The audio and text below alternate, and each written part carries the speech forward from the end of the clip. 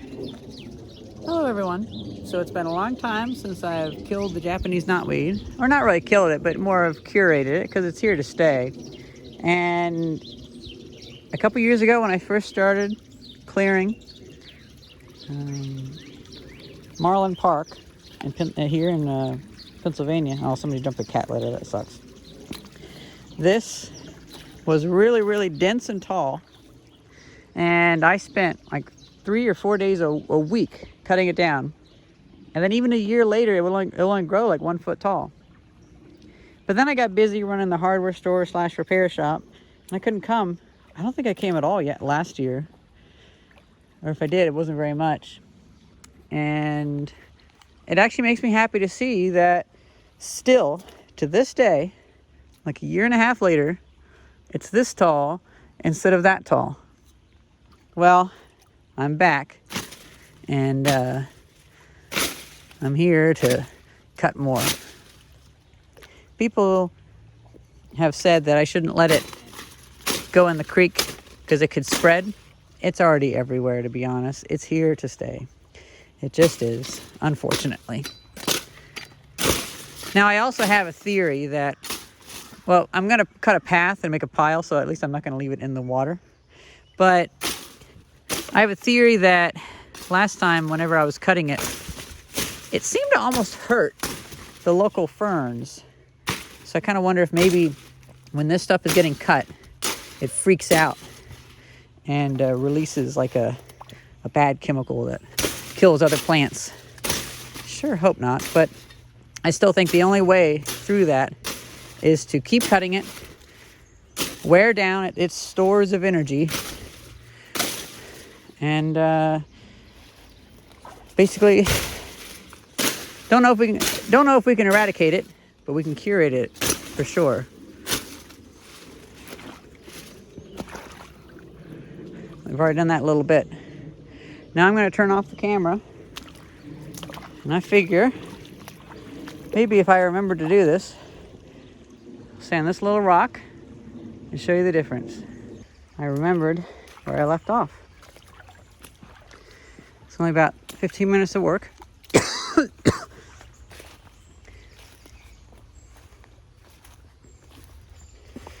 Okay, so now what I can do is, oh, the pollen's getting me. I can grab them and cut them, and I put them in the pile. And I found a few plants in the mix that deserve to be preserved. And I made sure to pick a spot where none of those other plants are. There's some over there, so I won't grow it too much that way, but I can grow it that way a little bit. And yeah. Now, I'm basically harvesting it by hand. And it's nowhere near as hard as whenever it gets full. So I'm so glad it actually just paid off. This would have taken 4 times as long to do this before, back whenever they were big, thick stalks, full plants. Okay, let's continue. So I did all that, and I discovered a few things. First of all, the thickness of these are even less than I expected in the middle. So out here, there's a lot of ones that were only about this tall. I expected, well, you see, anytime there's an invasive species, a lot of times people are very defeatist about it. And they talk about how, oh, it grows back 30 feet a second or whatever. But it turns out, it's been like a year and a half since I cut it. And the stuff in the middle was super, super tiny. And so me cutting it like a maniac a couple years ago still had a huge effect. Then also started noticing, look at this fern here.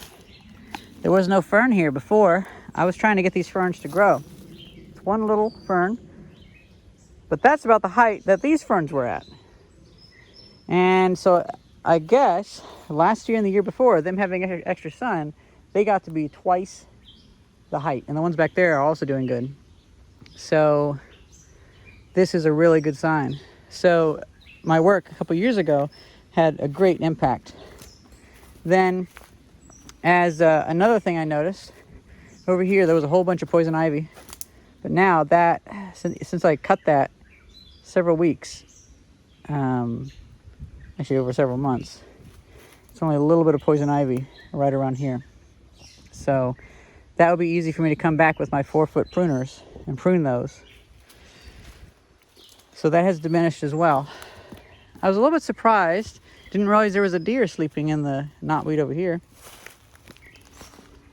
They'd apparently been really upset that I was here, and when I walked away over there, they finally made a run for it. So I feel a little bad for that, but they'll be able to find other places in the ferns to sleep. I'm leaving some of the smaller pieces because, again, I want to tire this stuff out. So it's going to invest a bunch of effort into these, and then I'll come back in another 3 weeks and I'll cut those too.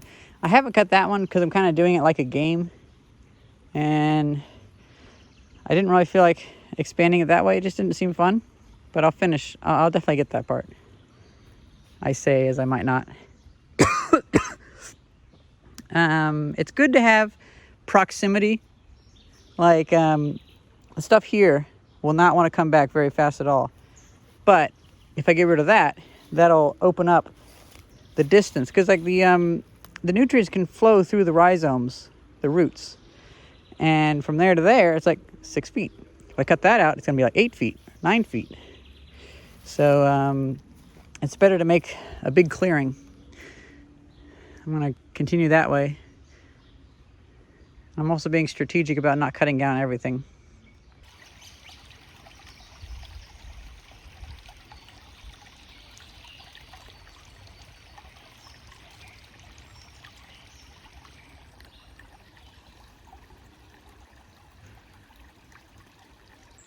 Well, I think that's where I'm going to end today. I think it's been a few hours, actually.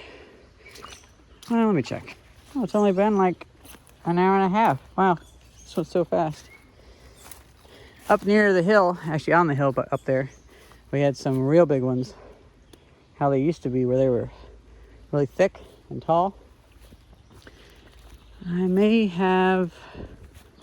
Well, I never went further past that, so there may have been enough proteins and stores of nutrients in the roots that I was able to shoot it up last year.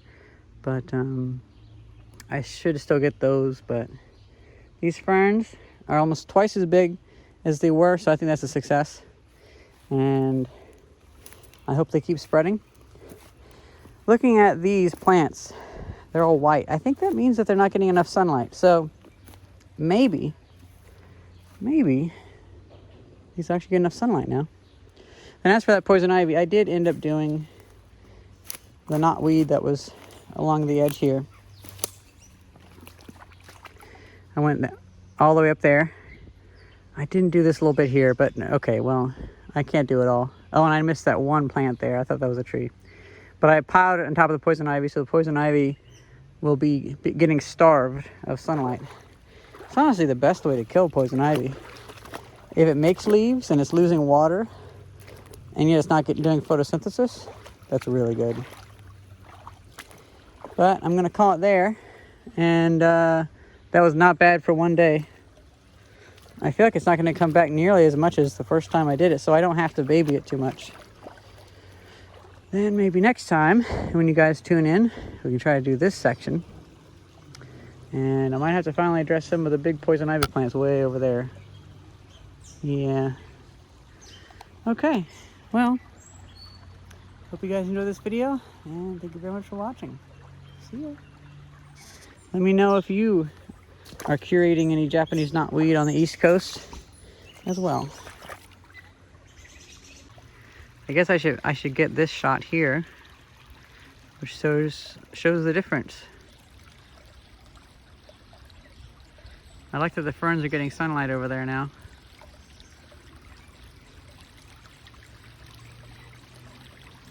Makes me feel far from hopeless. Actually, really hopeful that this will be easy to do once I keep doing it.